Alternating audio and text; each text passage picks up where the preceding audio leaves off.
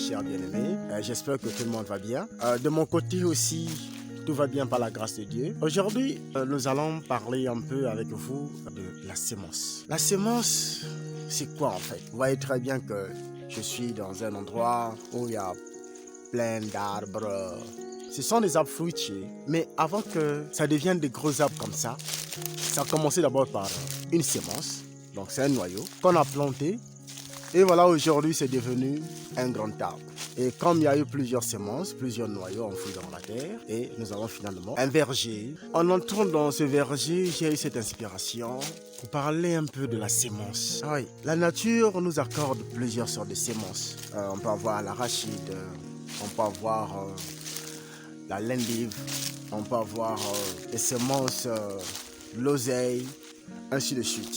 Spirituellement aussi, nous avons des sémences. Oui, même la parole de Dieu, c'est une sémence. Parce que quand Jésus parle de la parabole du semeur, il dit que le royaume de ciel est semblable à un semeur qui est sorti. Et il a commencé à jeter des graines, ça et là. Il y a certaines graines qui sont tombées sur la route, d'autres ainsi de suite. Et ça a produit des fruits, des graines qui étaient tombées sur une bonne terre. Et la graine c'est quoi? Ou la sémence c'est quoi? Le Seigneur Jésus a bien donné l'explication. Il a dit que la sémence c'est la parole de Dieu. Nous avons donc plusieurs sortes de sémences. Et aussi on dit que chacun récoltera ce qu'il aura sémé. Celui qui sème peu moissonnera peu. Celui qui sème abondamment moissonnera abondamment. On fait allusion à nos œuvres, à nos actes posés. Quand tu fais le bien, tu partages à l'autre, c'est une sémence aussi. Et après un jour, tu vas récolter les fruits. Et la récolte, Jésus nous l'a déjà défini, qu'au jour du jugement, il dira à certains qui seront à sa droite, venez à moi parce que quand j'ai eu faim, vous m'avez donné à manger, quand j'ai eu soif, vous m'avez donné à boire, quand j'étais en prison, vous êtes venus me voir. Et donc ceux-là, c'était leur temps de récolter ce qu'ils étaient en train de donner à Jésus ou à l'un de ses disciples. C'était des sémences. Et ils ont récolté donc à la fin.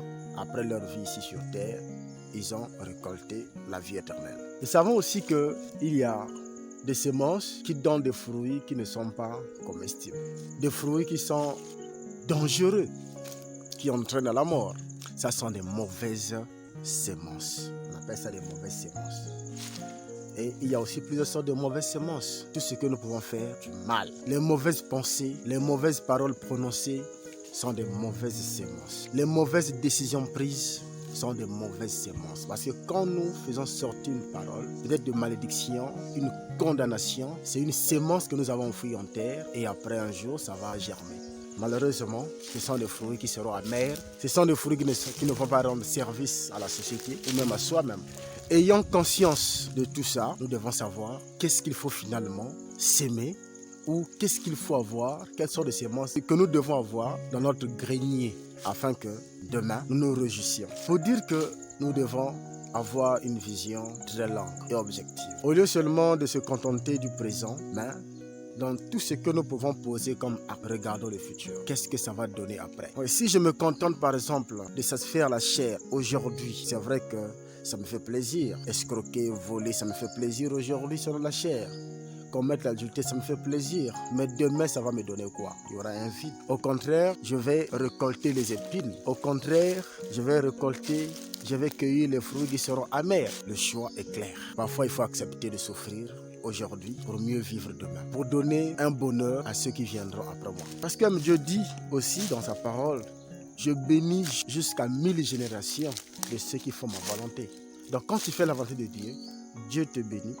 Il bénit aussi ta descendance jusqu'à 1000 générations. Par rapport à ce que tu auras fourni comme effort. Par rapport aux différentes sortes de semences que tu auras enfouies en terre. Dieu reconnaît cette loi de la semence et de la récolte. Et nous devons être aussi conscients que toutes les semences ne produisent pas les fruits à la même époque. Il y a des semences, parfois il faut attendre la saison sèche, d'autres la saison de pluie. Toutes les actions que nous pouvons poser, bonnes actions, les sacrifices. On ne peut pas s'attendre déjà à récolter demain ou bien après un mois. Ça dépend. C'est Dieu seul qui sait ce que tu as fait, ce que tu as fourni comme effort, c'est quelle sorte de sémence. Peut-être que c'est un safoutier. Et quand tu plantes le safoutier ou l'avocatier, il faut attendre près 5 ans. Pendant que celui qui a semé l'arachide ou bien de légumes, c'est quelques mois seulement, il a déjà la récolte.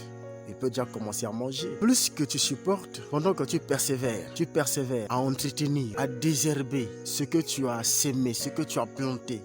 Plus que ça prend du temps, plus qu'il y aura la garantie d'en jouir ou de jouir de ce fruit pendant longtemps, des années.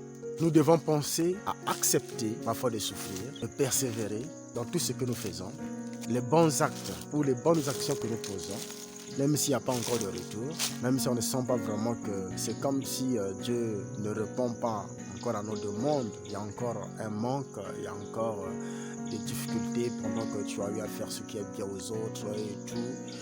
Mais ce n'est pas là d'abord le problème. Il suffit seulement de croire que Dieu n'oublie jamais ce que vous posez comme bon acte. Il y aura toujours une récompense pour vous. Maintenez-vous comme ça parce que même Christ a dit, laboureur qui se met à labourer et s'il retourne en arrière, vraiment il est inutilisable.